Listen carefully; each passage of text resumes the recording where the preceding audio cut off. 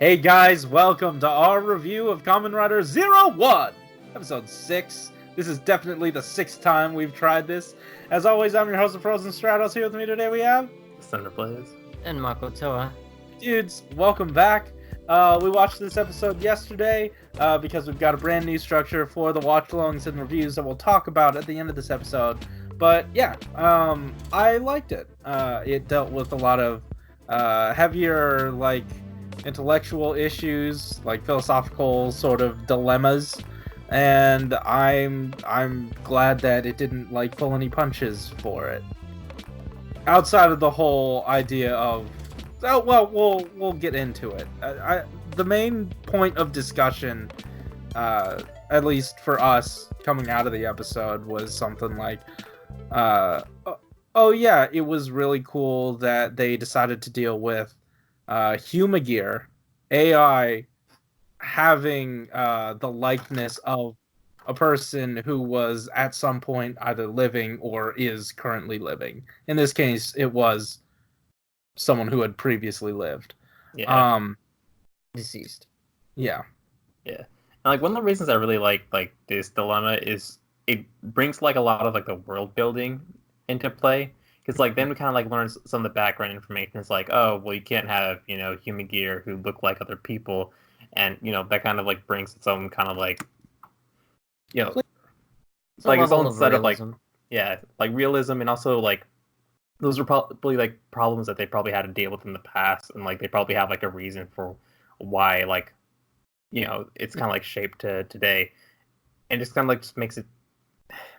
I just like the whole like world building thing. Yeah. Just makes it more like in depth and like an actual like place. It's not just like because that would be like a dilemma that they'd run into, and the law is in place because someone definitely broke it before.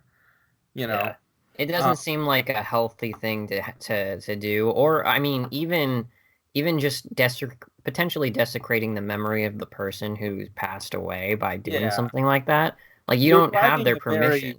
Yeah, you're riding a very fine line with that, and like, definitely this isn't really something we can do, but definitely don't do that if you're given the opportunity. I mean, like they take the stance of like this is probably wrong, but also you have that humanizing thing of like this guy just misses his stuff. And he put in some work acting on this episode. I mean, I don't know if you guys really appreciated it as much as I did, but like he was going all out, and just I don't know. I did feel for the guy, even though it was I get it. Like holding on to the memory so hard that you sort of fool yourself into I guess that the mindset of at least pretending that they're still there, or having someone like them, Yeah. It's a very human thing, and they really keyed into that, and his performance was really well done there. Yeah. It was like an easy it was like an easy out for him to like cope, because like he basically had his daughter like there, like he downloaded some of her memories and has the same voice, same appearance. So it's kind of like weird, and like for me, like at the beginning it felt a little bit creepy just because like the old dude is like a little bit like handsy and stuff, but like he's just like he's like super like he's concerned for like because it's his daughter. Yeah. The weirdest part was when he was like, "We're gonna drop out of the competition. Rest assured, but please let me have one more night with her." Like, okay, don't say it like that. I mean, okay, that might have just come down to like translation. Not that I'm saying it was a bad translation or anything. I'm just saying that like, or maybe like, it sounded different. It sounds a lot worse in English, probably, than it does in Japanese. Yeah. But I mean, like you understand the sentiment, like at least having one more day with that person. Nice. Yeah. Absolutely. I don't know, and it dealt with like familial stuff with Jin and Hirobi, which I don't remember which one's which. I just know that they are a unit. One of them's the daddy. Yeah. One of them is the son who must obey everything I tell you to do. Son in like the loosest sense, and it really is. Yeah. Why do you have to bring that up in the first place? Like, if he's Maybe already he was just so proud of his creation. He was already obeying you. Like, why did you need to like complicate things? Although, I mean, we did get surprisingly some villain sympathy in towards the end of this episode when he actually, I guess it was Jin. Was it Jin? I think Jin's a crazy dude, and Hirobi's the daddy. Yeah, Jin was kind of having a dilemma. He's like 0-1. What is a parent supposed to do? Are they supposed to protect? What is a father? What do they do? And it's like, well, and that was a good bit by 0-1. It was a good character moment for him as a protagonist. I liked it, and it sort of showed, like, it really showed not really the writer's like growth in terms of his writing, but like it was like seeing that compared to how he wrote Palad toward the end. And I don't know, it reminded me of that, and that was like one of the better parts of X-Aid for me was when and I guess spoilers for X-Aid, but it was when Palad was trying to figure out what living was like, and I really like that aspect to this character. He's like sort of figuring out what life is. What does it mean to be a son or a human? And like he did have that moment where he had a change of heart, tried to take the belt off of her, but then she smacks him in the face. That's right. She smacks the old man in the face, and then she screams, and he backs off, and then there she goes. And I've begun to catch on to the trope that all of the human gears that they try to make you sympathize human gears that they try to make you sympathize with are just gonna die. So I'm definitely like I've distanced myself emotionally at this point. So I'm like, okay, she's gonna die. I'm not gonna try and like get too attached. I knew that from the beginning of the episode at this point. It's fine. They turned her into an Alexa. Oh, I hate that. Yeah. No, that was the worst. What I hated most was when they turned her into a frog. I didn't get that. What was that? I don't know. It was just whatever they had lying around. I guess so. What about the? I don't know. That was like especially creepy when like it brought you in. Like the camera was inside the mouth, and you felt the claustrophobia. And it was just, oh man, it was so effective though. It was effective.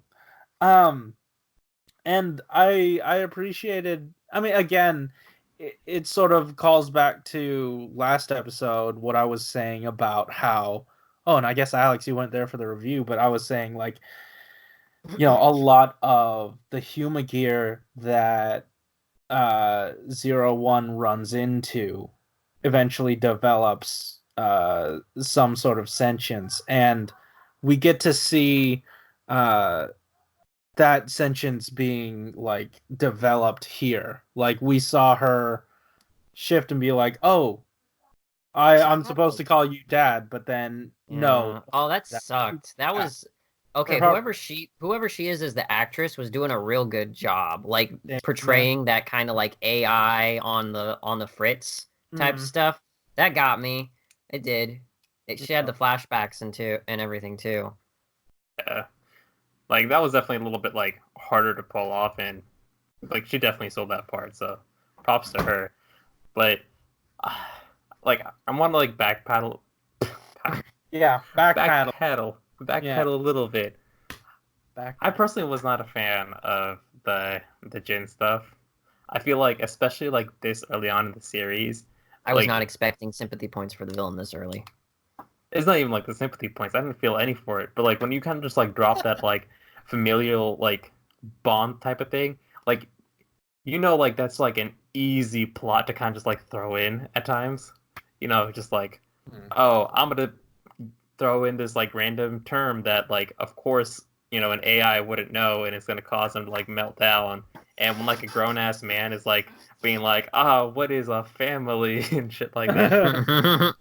Like I know, like for an AI, it makes some sense, but I felt like not everything kind of like made it as believable as it could have been. Like maybe this was something that they should have probably spent a little bit more time with, because like we didn't really get like a really good like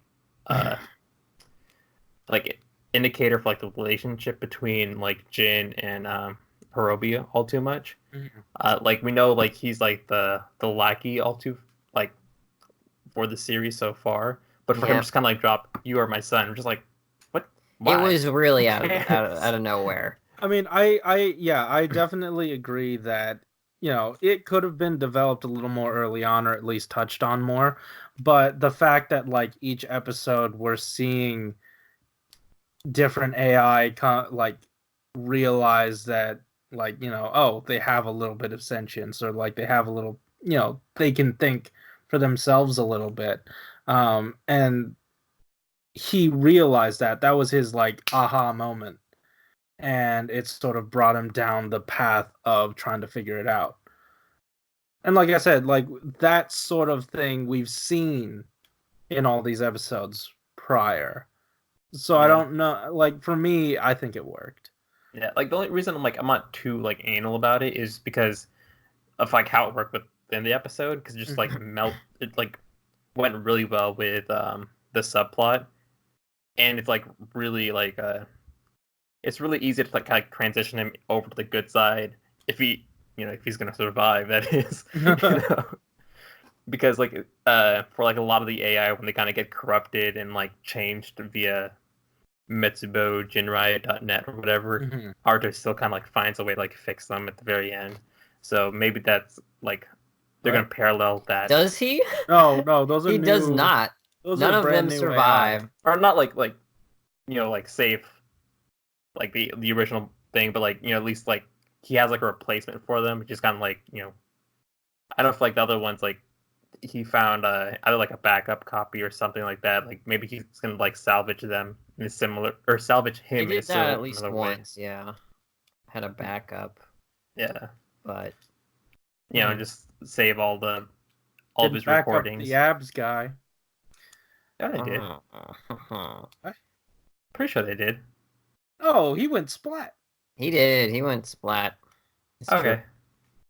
But I think that it was. I agree, Alex. I think it was a bit out of place, almost as out of place as his gun that he waves around for whatever reason. He shot it this time. Yeah, he did shoot it this time. But it just feels so out of place compared to every other weapon in this show. Speaking of weapons, we got a new form. Yeah. Looking good. Alex, you historically did not like Rushing Cheetah. How do you feel about Lightning Hornet? Yeah. I really liked the suit. Just like with like the Cheetah one, but like my main gripe with both of those suits is just like the powers. Like they tend to have like zero impact because they just feel so Are you weak. Sure they don't have a rushing impact? Positive. Yeah, just because they're rushing doesn't mean it helps it anymore. And then one thing that really pissed me off was like the finisher for this one was like lightning, thunder, blast, something. Yeah. And she stabs him, and I'm just like, what? She did stab him. It isn't a blast, that's for sure. It's like she was the bullet. Bullet. She just jumped up and kicked him. I liked the way it looked, whereas probably didn't have the best name associated. It was called like literally anything else, but because it was called like a blast, I wanted something to be shot out with, like excessive force, and she comes in daintily, just kind of like, pew. Yeah. Yeah. Sir. I don't know. The combo with her and oh my god, Devil is pretty good. I cannot remember his name. Yeah, like I've just resolved to calling him Shotaro. Looks too much like him to not. But yeah, did you guys have anything else you wanted to touch on this episode? We also got another new suit. Don't forget, the villain. Oh yeah. He got a new suit too. The kinky looking suit with all the straps on it. You said it, not me. I liked it.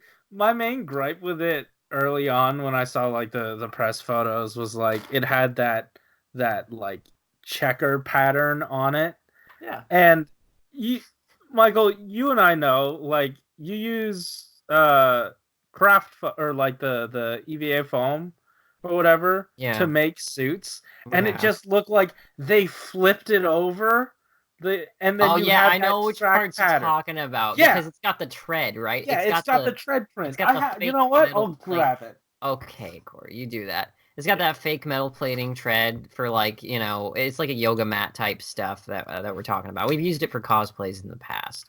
And I know what he's talking about. I'm pretty sure it wasn't real metal, so I wouldn't doubt if it's something of the same material. Just painted over silver. Your background's a little blurry, Corey. Oh man. Yeah, it's kind of hard to see what's going on in this picture here. Oh, bless you. Know. I mean, your video camera's so blurry already. Yeah. Yeah. But I think they got a glimpse. I think they got a glimpse. I don't know. Like it was either they, flipped it backwards or they made it themselves. And I don't know why they would make it themselves if it's already on the other side of the foam. Or they don't use that foam. I know that there are more options now.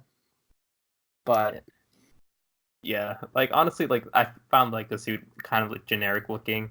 Like yeah, he's got like the Kamen Rider eyes, just like a little bit stylized, and like the base like suit just looks kind of like cheap and tacky.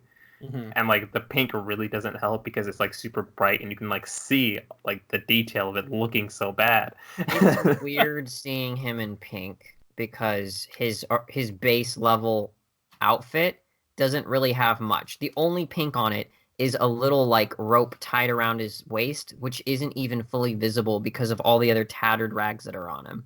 Well, that's because he stole like 01's Falcon power up. Which, by the way, like his henshin actually looked kind of cool, like the way like the bird just kind of like messing around him. That was like a touch. Then he comes out like a pervert. I'm just like, oh god. Yeah, I don't know if you talked about it, but that stitch pattern on him is like really. I like it must have been like a stylistic choice to put that stitch pattern on the suit itself, but it doesn't look good. It's weird. I don't know if I feel like it could look good in a different like combination of things, but with the way the rest of the suit looks, it just feels like it's cluttered. Just like his regular outfit. Well, I mean, like it's supposed to be like a broken up, like a corrupted version of the powers. It doesn't give much of a corrupt vibe. Well, it's a messier version. It's messier, that works. Yeah. Do you guys have anything else? No. Other than our protagonist brought up that he was raised by human gear. Oh. That was like we were speculating, why is his dad a human gear? It was because it was someone like was it modeled after his dad? Or I don't know if they mentioned that, but I think what at the very least he was raised by one after his dad met an untimely end or something like that. Yeah. But so he had that sympathy for old man. At least we know like there was a human lineage. We don't yet know. Because like it's still up in the air for me whether he's part AI or not, which signs are pointing to that being a thing. I didn't realize that was a theory going around. Oh. It's always possible. Yeah. I mean, because, like, Ryder does this thing where, like, their main character... gets power from, like, the same place the villains do. Yeah. Yeah. So... That hasn't happened in a while, though. Technically... oh, wait. Geo and Schwartz both have their powers come out of their asses. But no, like I think it was like Schwartz who like influenced Sogo at the beginning and then sort of led him on the path to those powers. And isn't he the one that collapsed the worlds together? I don't know. Watching that not too long ago, no one knows. Before that, Evil, what is it, like, you know, brainwashed. Yeah, Evil and Build had the same. And then X-Aid was, you know, he had the 2 surgeries that came from the bad guy stuff. So, I mean, it's in the DNA. Bad guy stuff, Yeah. So, yeah. Guys, anything else? No, we're good. Cool. So, guys, thanks for watching. If you like this episode, hit that like button and subscribe if you want to hear more from us this week. Tell us in the comments down below what you thought about this episode, but also don't forget that we are staggering, or at least putting the watch-alongs the day before the reviews now, so that we can respond to your comments in the watch-alongs. So if you want to put them there on Monday or whatever the first day is for our week of stuff, then Tuesday we can respond to them in the review. We did not have any submissions this time, so that's fine. But if you guys want to continue the discussion, that's how we're going to do it. Because I know some people just watch the reviews, yeah, not the watch-along. So if you want that, that's available to you. Guys, thanks for watching. Keep it juicy. Yeah, see ya. Next time. Oh, changing it up. Gotta do that every once in a while. Mm-hmm. Keep it fresh. That fresh juice. Juice. How was that juice you got, Alex? It's soda.